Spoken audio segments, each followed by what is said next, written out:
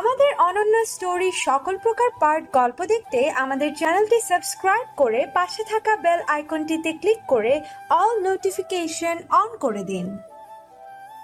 চুপ, মুখ বন্ধ কর বলছি। খবরদার ওই ক্রাশ নামক বাসি পচা জিনিসটা খেয়েছিস তো। দরকার হলে করলা জুস এক বালতিও খেয়ে নিবি, তাও এই লোকের ওপর ক্রাশ খাবি না। এটা খেলে ফুড পয়জনিং হবে, তাই ভুলেও খাবি না। আদ্রিতার হুমকিতে তার মনটা অসহায় মলিন মুখ করে যেন বলল, বেশি না, এই একটুখানি খাবো শুধু, প্লিজ। আদ্রিতা নাকচ করে বলল, নো নো মিন্স নো। বেচারা মনটা কাঁদো কাঁদো মুখ করে বসে রইল। আদ্রিতা সেসবের তোয়াক্কা না করে গটগট করে হেঁটে সামনে এগিয়ে গেল। ফোন দেখে নজর সরিয়ে মাথা তুলে সামনের দিকে তাকালে আদ্রিতাকে দেখতে পেল নিবিড়। আদ্রিতা কাছে আসতেই সে জিজ্ঞেস করলো, পরীক্ষা কেমন হয়েছে? কিন্তু আদ্রিতা কোনো জবাব না দিয়ে সোজা হেঁটে গিয়ে গাড়ির দরজা খুলে ড্রাইভিং সিটের পাশের সিটে গিয়ে বসলো। পরপরই নিবিড়ও ড্রাইভিং সিটে বসে গাড়ি স্টার্ট দিতে দিতে বলল, কিরে, কিছু জিজ্ঞেস করলাম, কানে যায়নি? এক্সাম কেমন গেল? লিখতে পেরেছিস কিছু, নাকি আমার সব মেহনত জলে ভাসিয়ে দিয়ে এসেছিস? সত্যি বলছি, যত শ্রম তোর পিছনে দিয়েছি, এতটা মেহনত আমার নিজের জন্য করলে আজ নির্ঘাত অ্যাস্ট্রোনট হয়ে চাঁদে ঘুরে আসতাম। আদ্রিতার এমনিতেই রাগ জমেছিল। নিবিড়ের তিরস্কারপূর্ণ কথায় তার আরও রাগ হলো। অভিমানে সে উল্টো হয়ে জানালার দিকে পুরোপুরি ঘুরে বসল। কথা না বলার সিদ্ধান্তে আরও এক ধাপ অটল হলো সে। তা দেখে হালকা করে মাথা নেড়ে হাসল নিবিড়, যেন বুঝতে পারল তার পুতুলের গভীর অভিমানের পাল্লা একটু বেশি ভারী হয়ে গেছে। কিছুক্ষণ পর হঠাৎ গাড়ি ব্রেক কষল। আদ্রিতা ভ্রু কুঁচকে ঘুরে তাকালো। নিবিড় তখন বলল, হাওয়াই মিঠাই খাবি? আদ্রিতার এবার হাত পা ছুঁড়ে কাঁদতে ইচ্ছে করছে। লোকটা সব সময় ওর দুর্বল পয়েন্টে আঘাত করে। এই যে হাওয়াই মিঠাই তার দুর্বলতা, এখন সে মানা করবে কিভাবে? আর মানা না করলে তার কথা না বলার পণের কি হবে? আদ্রিতার ভাবনার মাঝে নিবিড় আবার বলল, কিরে বল, খাবি নাকি? আমার হঠাৎ অনেকগুলো হাওয়াই মিঠাই কিনতে ইচ্ছে করছে, এই যেমন 5-6টা। কিন্তু আমি তো আর খাই না এসব, তাহলে এতগুলো কিনে তো ওয়েস্ট হয়ে যাবে, তাই না? ব্যাস হয়ে গেল। কথা না বলার পণের আত্মাহুতি দিয়ে আদ্রিতা অতি দ্রুত বলে উঠল, আরে আমি আছি না। না মানে আমি আবার খাবারের ওয়েস্ট করতে সহ্য করতে পারি না, তাই কষ্ট করে হলেও আমি খেয়ে নিব। আপনার যখন ইচ্ছে হয়েছে তখন কেনাই উচিত, মনের ইচ্ছে কখনো দমিয়ে রাখ। আপনি যতগুলো ইচ্ছে কিনতে পারেন। থ্যাঙ্কস পুতুল, তুই কত ভাবিস আমাকে নিয়ে। আদ্রিতা গর্বে গদগদের ভঙ্গিতে হেসে বলল, জি, এটা তো আমার কর্তব্য। নিবিড় মাথা জানালার দিকে ঘুরিয়ে নীরব হেসে বিড়বিড় করে বলল, ড্রামাবাজ। তারপর রাস্তায় দাঁড়ানো হাওয়াই মিঠাইওয়ালাকে ডাক দিয়ে 5-6টা পিঙ্ক কালারের হাওয়াই মিঠাই কিনে দিল আদ্রিতাকে। তা পেয়ে তো আদ্রিতা ভীষণ খুশি। সব রাগ অভিমান কোন নদীতে ভেসে গেল তা আদ্রিতা টেরও পেল না। হাওয়াই মিঠাইগুলো একটার সাথে আরেকটা লাগিয়ে নানান আকৃতি তৈরি করছে আর খাচ্ছে। আর নিবিড় গাড়ি চালানোর মাঝে মাঝে মুগ্ধ নয়নে তা দেখছে। আদ্রিতার ওই প্রাণচঞ্চল হাসি মাখা মুখটাতেই নিবিড়ের যত প্রশান্তি। মিনিট 20 পর গাড়ি আবার থামলো। আদ্রিতা নিবিড়ের দিকে তাকাতেই দেখলো নিবিড় ঝুঁকে আসছে তার দিকে। কিছুটা থমকালো সে। নিবিড়ের চাহনিতে তীব্রতা দেখতে পাচ্ছে সে। তা দেখেই বুকে দুরু দুরু শুরু হলো তার। নিবিড় মুগ্ধ নজরে তাকিয়ে আদ্রিতার মুখের খুব সামনে ঝুঁকে এলো। আদ্রিতার থুতনিতে লেগে থাকা কটন ক্যান্ডিটুকু 2 আঙ্গুল দিয়ে তুলে নিয়ে নিজের মুখে পুরে নিল সে। কম্পন ঘটল আদ্রিতার হৃৎপিণ্ডে। নিবিড় আরেকটু ঝুঁকে আদ্রিতার কপালে চুমু খেয়ে বলল, আমার সব কঠোরতা তোর ভালোর জন্যই, বুঝেছিস? আমি চাই না তুই শুধু কারো মেয়ে কারো বউয়ের পরিচয় নিয়ে চলিস। আমি চাই তুই নিজের জন্য আলাদা একটা পরিচয় বানাবি, সমাজে নিজে প্রতিষ্ঠিত হবি। আর আজকের শ্রমই আগামীতে তোর কাজে লাগবে। আমি জানি তোর সেই মেধা আছে, শুধু একটু ঘষা মাজার প্রয়োজন। আর কি লাগে আদ্রিতার? শুধু এই ক্ষুদ্র কিছু শব্দই তো দরকার ছিল তার। মনে আবারও রঙিন প্রজাপতির মেলা জমল। নিজের অযথা রাগের জন্য নিজের উপরই উপহাস হচ্ছে এখন ওর। সে তো ওর ভালোর জন্যেই কঠোর হয়েছিল, তবে এখন আদ্রিতা বুঝতে পেরেছে। তাই তো এখন রাগের জায়গায় আবার সুখময় আমেজ ছড়াচ্ছে মনে। আদ্রিতা এবার তার মন খারাপ করে থাকা মনটাকে বলল, নে যা, যত খুশি ক্রাশ খাইবার, আর মানা করব না। ক্রাশ খেতে খেতে অজ্ঞান হয়ে যা। আদ্রিতার পারমিশন পেয়ে তার মন খুশিতে লাফিয়ে উঠে গাড়ি চালানো অবস্থায় থাকা নিবিড়ের দিকে তাকিয়ে তার উপর ইচ্ছে মতো ক্রাশ খাওয়া শুরু করলো। আদ্রিতা খেয়াল করলো গাড়ি ওদের বাড়ির রাস্তায় না গিয়ে অন্য রাস্তায় যাচ্ছে। তা দেখে আদ্রিতা বলল, কোথায় যাচ্ছি আমরা? নিবিড় আদ্রিতার দিকে তাকিয়ে বাম হাতটা বাড়িয়ে দিয়ে মুচকি হেসে বলল, বলবো, আগে আয় এখানে। আদ্রিতা হালকা লাজুক হেসে নিবিড়ের কাছে এগিয়ে আসলে নিবিড় বাম হাতে তাকে জড়িয়ে ধরল। মাথায় চুমু খেয়ে বলল, অজানায় হারাবো আজ, হারাবি আমার সাথে। আদ্রিতা নিবিড়ের বুকের পাশে মাথা রেখে মুচকি হেসে বলল, নিরন্তর। তুলি বেগমের অসুস্থতা হঠাৎই একটু বেড়ে গেছে। আবিরের বাবা তাকে ক্লিনিকে নিয়ে এসেছে, সাথে তানহাও এসেছে। আসলে তুলি বেগমের সাথে একজন মেয়ে মানুষ আসার দরকার ছিল। তানি একটু তার বাবার বাসায় গেছে, তাই তানহাকেই আসতে হয়েছে। কিন্তু এখানে এসে অনেকটা বিপাকে পড়ে গেছে সে, কারণ তাকে অপরাহ্নের সম্মুখীন হতে হচ্ছে। সামনেই দাদনকে চেক আপ করছেন উনি, যাকে সে গত কয়েকদিন যাবৎ খুব বাজেভাবে এড়িয়ে যাচ্ছে। তার কাছ থেকে এক প্রকার নিজেকে আড়াল করে নিয়েছে, কিন্তু আজ তার সামনে এসে চোখ মেলালো ভার হয়ে যাচ্ছে যেন। তানহা একবার চোরা চোখে তাকিয়ে দেখল অপরাহ্ন কেমন গম্ভীর মুখ করে আছে, যেন ভীষণ পরিমাণ রাগ বসে আছে সে। তুলি বেগমের চেক আপ করতে করতে অপরাহ্ন জিজ্ঞেস করলো, কি হয়েছে দাদুন? এমন ইয়াং এন্ড বিউটিফুল রমণী আবার অসুস্থ কিভাবে হয়? সত্যি করে বলো তো কি হয়েছে? দাদা কি বেশি জ্বালায় নাকি তোমাকে? তুলি বেগম হাসি মুখে বলল, না রে অপু, আসলে টুডে মর্নিং আই মাথা is very round and round, তারপর আবার ভমিটিংও হইং, আই তো ভেরি অসুস্থইং, কি জানি হোয়াট হ্যাপানি টিমি। তুলি বেগমের বিশ্ববিখ্যাত ইংলিশ শুনে স্মিত হাসলো অপরাহ্ন। মজার সুরে বলল, বলো কি দাদুন? তাহলে তো মনে হচ্ছে গুড নিউজ দিবে তুমি। বাহ, দাদা স্ট্যামিনার দাগ দিতে হবে। এই বয়সেও জনসংখ্যার বৃদ্ধিতে অবদান রাখছে। তুলি বেগম হেসে বলল, চুপ নটি বয়, হোয়াট বলছিস এসব? অপরাহ্নের কথায় তানহাও ঠোঁট টিপে হাসলো। চেক আপ শেষে অপরাহ্ন আবিরের বাবার উদ্দেশ্যে বলল, দাদুনের বিপি অনেক বেশি আর ডায়াবেটিসটাও বেড়ে গেছে। এ কারণে অসুস্থতা বেড়ে গেছে। ওষুধের সাথে সাথে দাদুনের খাবার দাবারের ব্যাপারেও নিয়ম মেনে করতে হবে। কিছু টেস্ট লিখে দিচ্ছি, আমাদের ক্লিনিক থেকে করিয়ে নিন। যদিও তেমন বড় কোনো সমস্যা নেই, তবু মাথা ব্যথার জন্য একটা নিউরোলজিস্ট দেখিয়ে নিলে ভালো হবে। আমার পরিচিত এক বন্ধু নিউরোলজিস্ট, ওর কার্ড দিচ্ছি। হেলথ অ্যান্ড কেয়ার হসপিটালে বসেও দাদুনকে একবার দেখিয়ে আসুন। ঠিক আছে আপু, নিয়ে যাব। আচ্ছা ঠিক আছে, প্যাথোলজিতে দাদুনের স্যাম্পল দিয়ে যান। আচ্ছা।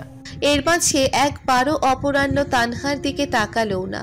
কেবিন থেকে বের হয়ে তানহা যেন স্বস্তির নিঃশ্বাস ছাড়ল। লোকটার সামনে বসে থাকা অনেক কষ্টকর হয়ে উঠছিল তানহার জন্য। হঠাৎ মনটা ভীষণ হয়ে উঠেছে কেমন যেন। না চাইতেও মন টেনে চলেছে ওই ডাক্তারের কাছে। তবে নিজেকে শক্ত করে নিল তানহা। আবিরের বাবা তুলি বেগমকে নিয়ে প্যাথোলজিতে গেল। তানহা বাইরের চেয়ারে বসে অপেক্ষা করতে লাগলো। হঠাৎ কোথা থেকে আচমকা অপরাহ্ন এসে তানহার হাত ধরে হ্যাচকা টান দিয়ে দাঁড় করালো। তানহা চমকে গেল ভীষণ। কিছু বলার আগেই অপরাহ্ন শক্ত কণ্ঠে বলল, সবার সামনে সিনক্রেট কাটতে না চাইলে চুপচাপ ভদ্রমের মতো আমার সাথে চলো। বলেই তানহার হাত ধরে নিয়ে যেতে লাগলো সে। তানহা অপরাহ্নের হুমকির সামনে ভয়ে আর কিছু বলতে পারল না। লোকজনের সামনে কোনো সিন ক্রিয়েট করতে সেও চায় না, তাই অগত্যা অপরাহ্নের সাথে যাওয়াটাই শ্রেয় মনে করলো। অপরাহ্ন তানহাকে সোজা ওর কেবিনে নিয়ে এলো। ভেতরে এসে ঠাস করে বিকট শব্দে কেবিনের দরজা বন্ধ করে দিল। এত জোরে বন্ধ করলো যে তানহার অন্তরাত্মা কেঁপে উঠল। তারপর তানহাকে কেবিনে রাখা সোফায় ঠাস করে বসিয়ে দিল আর নিচে এসে তানহার সামনে হাঁটু গেড়ে বসলো। তানহার ভেতর ভয় বাড়তে লাগলো। অপরাহ্নের চোখ মুখ এখন ভীষণ পরিমাণ লাল হয়ে আছে। তার রাগ দেখেই ভয় লাগছে ওর। অপরাহ্ন তানহার দুই পাশ দিয়ে সোফায় দুই হাত রেখে তানহার দিকে তীক্ষ্ণ দৃষ্টিতে তাকিয়ে বলল, এখন বলো সমস্যা কি তোমার? তানহা কাঁপা কাঁপা স্বরে বলল, কি কি কি সমস্যা? সমস্যা আবার কিসের? অসুস্থ দাদুন, আমি না। অপরাহ্ন চোয়াল শক্ত করে বলল, Tanha, don't try my patient. এমনিতেই প্রচন্ড গরম হয়ে আছে মাথা, তাই হেয়ালি না করে সোজাসুজি বলো সমস্যা কি তোমার। তুমি ভালো করেই জানো আমি কোনো সমস্যার কথা বলছি। না, আমি জানি না, আমি বুঝতে পারছি না আপনি কিসের কথা বলছেন। অপরাহ্ন এবার একটু ক্ষিপ্ত সুরে বলল, ও আচ্ছা, তুমি জানো না তাই না? গত কয়েকদিন যাবত কি করছো তুমি? আবার মেসেজ সিন করো না, ফোন দিলে ধরো না, কলেজে দেখা করতে গেলেও তোমাকে পাওয়া যায় না। সমস্যা কি তোমার? কেন করছো আমার সাথে এমন? তানহা এবার একটু দৃঢ়তার সহিত বলল, আপনি কি বলতে চাইছেন আমি সত্যিই বুঝতে পারছি না। আপনি আমার ভাইয়ের বন্ধু, আমাদের পরিচিত জনের একজন। তাছাড়া আমাদের মধ্যে এমন কোনো সম্পর্ক নেই যার কারণে আপনার সাথে রোজ দেখা বা যোগাযোগ রাখাটা জরুরি বা বাধ্যতামূলক। তাহলে আপনি কেন আমার কাছ থেকে এমন কিছু এক্সপেক্ট করছেন? তানহার কথায় অপরাহ্নের রাগ যেন বাড়ল বই কমল না। সে সোফায় সশব্দে একটা চাপড় মেরে বলে উঠল, রিয়েলি? তুমি কিচ্ছু বোঝো না। এতটাও নিশ্চয়ই কচি খুকি না তুমি। একটা ছেলে একটা মেয়ের পিঠে ঘুরলে তার মনোভাব কি সেটা বোঝার জন্য নিশ্চয়ই রকেটের সায়েন্সের প্রয়োজন হয় না? আমি কেন তোমার পিছে পিছিয়ে আসি? কেন তোমার সাথে একটুখানি কথা বলার জন্য ব্যাকুল হয়ে থাকি? কেন তোমাকে এখন জ্বর দেখার জন্য টিনেজারদের মতো নানান জুতায় কলেজের সামনে চলে যায়? কেন তোমার ভালো মন্দ আমাকে বিচলিত করে? এসব কিছু কি তুমি বোঝো না, নাকি বুঝো না বোঝার ভান করছো বলো? অপরাহ্ন হঠাৎ দুই হাতে তানহার মাথা ধরে তার কপালে কপাল ঠেকিয়ে অধীর কণ্ঠে বলল, ভালোবাসি। ড্যাম ইট, এটা কি বুঝিস না তুই? স্থির হয়ে গেল তানহা। ধমকে গেল তার হৃদস্পন্দন। অপরাহ্নের এই মাত্র বলা শব্দটা কেবিনের চার দেওয়ালে ঝংকারিত হয়ে বাজতে লাগলো। নিজেকে হঠাৎই শক্তিহীন মনে হতে লাগলো। হাত পা অবশ্যের মতো কাঁপতে লাগলো। অপরাহ্ন কণ্ঠে এবার আবেগ মাখিয়ে আবারও বলল, ভালোবাসি তানহা, খুব বেশি ভালোবাসি আমার শ্যামকন্যাকে। তানহা আর যেন নিতে পারল না। গলার মাঝে দলা পাকানো কান্নাগুলো ঢোক গিলে নিয়ে নিজেকে শক্ত করে অপরাহ্নের কাছে ছড়িয়ে নিয়ে বলল, প্লিজ আমার সাথে এমন করবেন না। আমি জানি আপনি কি করতে চাইছেন। আপনি আমার সাথেও এক্সপেরিমেন্ট করতে যাচ্ছেন। জীবনে অনেক মেয়ের সাথে হয়তো সম্পর্ক করেছেন, তাই এখন আমার সাথেও এক্সপেরিমেন্ট করতে যাচ্ছেন। ভাবছেন এই বোকা শোকা এভারেস্ট লুকিং মেয়েটার সাথেও একটু এক্সপেরিমেন্ট করে দেখা যাক, তাই না? না হলে আপনার মতো লোক আমার মতো মেয়েকে কেন ভালোবাসতে যাবে? না দৈহিক সৌন্দর্য, না দক্ষতা, কোনোটাই তো আপনার সাথে যায় না। আপনার জন্য তো কত ভালো ভালো সুন্দরী ডাক্তার ইঞ্জিনিয়ার মেয়েরা লাইন লাগিয়ে আছে। তা ছেড়ে আমার মাঝে কি দেখে ভালোবাসবেন? এটা শুধুই ইয়ার্কি ছাড়া আর কিছুই না। তাই প্লিজ আমার সাথে এমন বেহুদা মজা করবেন না প্লিজ। আমি অনেক দুর্বল মনের, এসব সহ্য করতে পারি না। তানহার অভিব্যক্তি শুনে অপরাহ্ন আহত চোখে তাকালো তানহার দিকে। এতদিনে মেয়েটা তাকে এই ভাবলো? নিজের উপরই যেন হাসি পেল তার। অপরাহ্ন তাচ্ছিল্যকর একটা হাসি দিয়ে পড়ল, ওয়াও তানহা, গ্রেট। আমার ব্যাপারে তোমার মনোভাব শুনে আমি বাকরুদ্ধ, ভাষা হারিয়ে ফেলেছি। আমার ব্যাপারে যদি সত্যি তুমি ধারণায় করে থাকো তাহলে আর কিছু বলারই থাকে না। আই এম সরি তানহা, তোমাকে এভাবে আনার জন্য। তুমি এখন যেতে পারো। আজকের পর আর আমার পক্ষ থেকে কোনো ডিস্টারবেন্স আসবে না। তানহার শরীর হঠাৎ কেমন যেন অসাড় হয়ে এলো। বুকের মাঝে যন্ত্রণা হচ্ছে অসহনীয়। অনেক কষ্টে নিজেকে সামলে নিয়ে উঠে দাঁড়িয়ে দরজার দিকে পা বাড়ালেই অপরাহ্ন পেছন থেকে বলে উঠল, তবে একটা কথা শুনে যাও তানহা, আমার ভালোবাসা যদি সত্যি হয়ে থাকে তাহলে একদিন অবশ্যই তোমারও সেই ভালোবাসার উপর বিশ্বাস আসবে। সেদিন তুমি নিজেই আসবে। আমি অপেক্ষায় থাকবো, সেদিনে অপেক্ষায় থাকবো তোমার ফিরে আসার। তানহা আর থাকতে পারল না। নিজের কান্না আটকে দৌড়ে বেরিয়ে গেল সে। তুলি বেগমের স্বাস্থ্যের খুব একটা উন্নতি হলো না, বরং উল্টো আরো অবনতি ঘটছে। খাওয়া দাওয়া ছেড়ে দিয়েছে একেবারে। বাড়ির সবাই চিন্তাগ্রস্ত হয়ে পড়ল।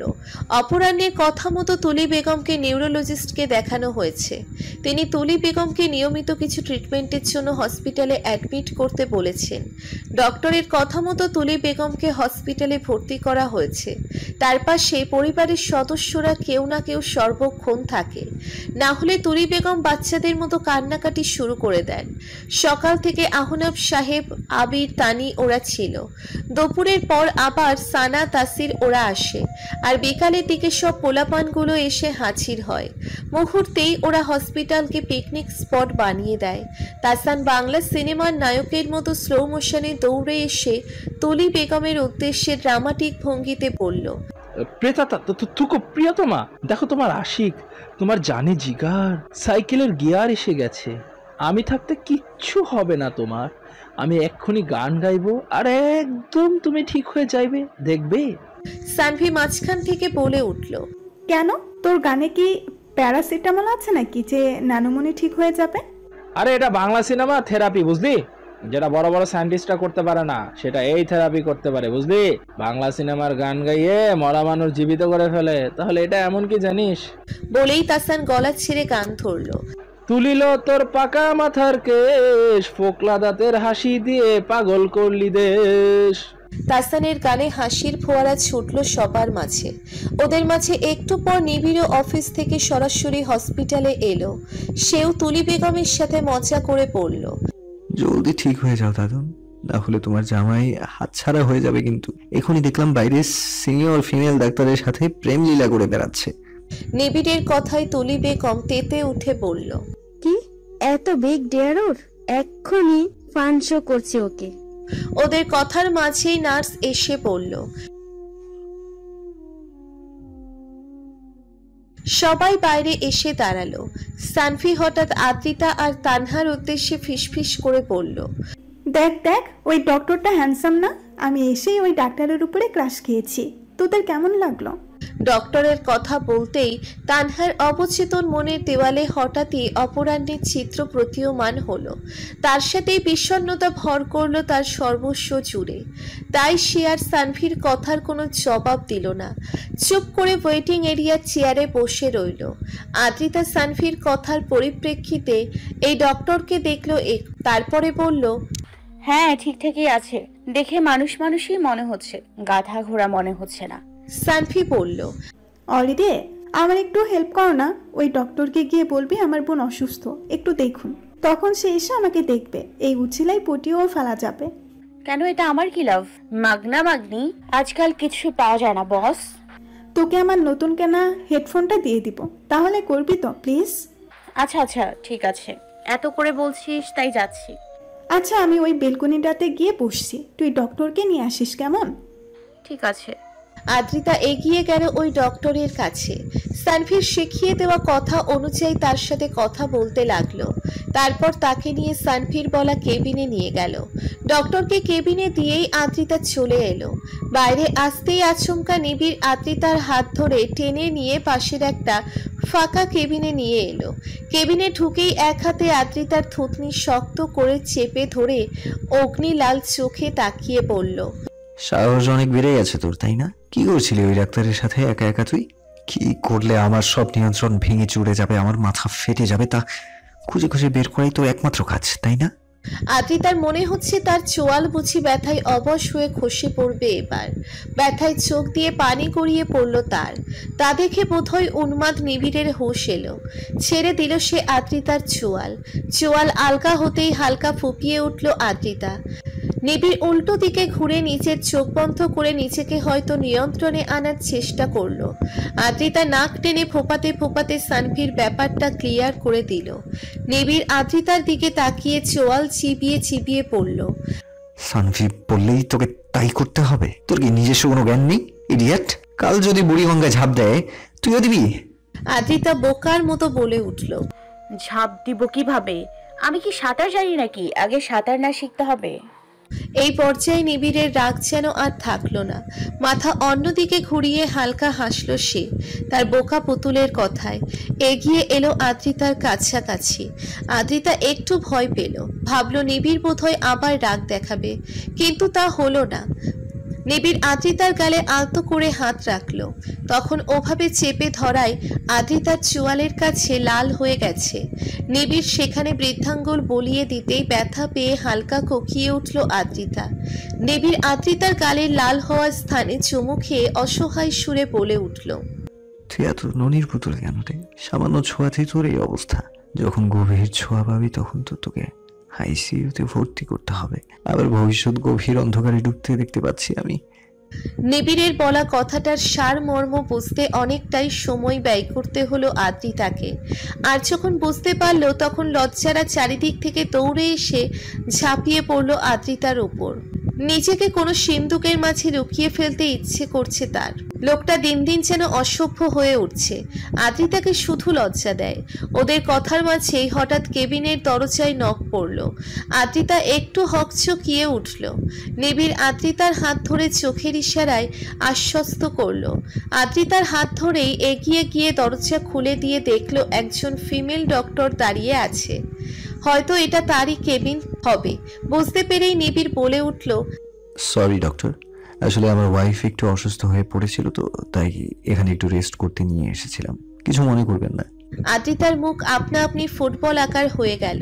কিভাবে এত সুন্দর করে মিথ্যে কথাটা বলে দিলেন উনি, যেন খুবই স্বাভাবিক কথা এটা। কথা বলেই নিবিড় আদ্রিতার হাত ধরে ওখান থেকে চলে যেতে নিল। 2 কদম এগুতেই পিছন থেকে মেয়েলি কণ্ঠে শোনা গেল, মিস্টার নিবিড় শাহরিয়ার। ডক্টরের মুখে নিবিড়ের নাম শুনে নিবিড় আদ্রিতা দুজনেই পিছন ফিরে তাকালো। ফিমেল ডক্টরের চোখে মুখে অদ্ভুত বিস্ময় ছড়িয়ে আছে। ডক্টর ওদের কাছে এগিয়ে এসে রহস্যময় হাসি টেনে বলল, ফাইনালি দা নিবিড় শাহরিয়ারের দর্শন পেলাম। আমি তো ভেবেছিলাম এ জন্মে হয়তো আর দেখা হবে না। ডক্টরের কথা বলার ধরন দেখে ভ্রু কুঁচকে আসলো আদ্রিতার। কে এই মেয়ে? আর নিবিড় ভাইয়াকে চেনে কিভাবে? আদ্রিতার মতো নিবিড় ভ্রু কুঁচকে বলল,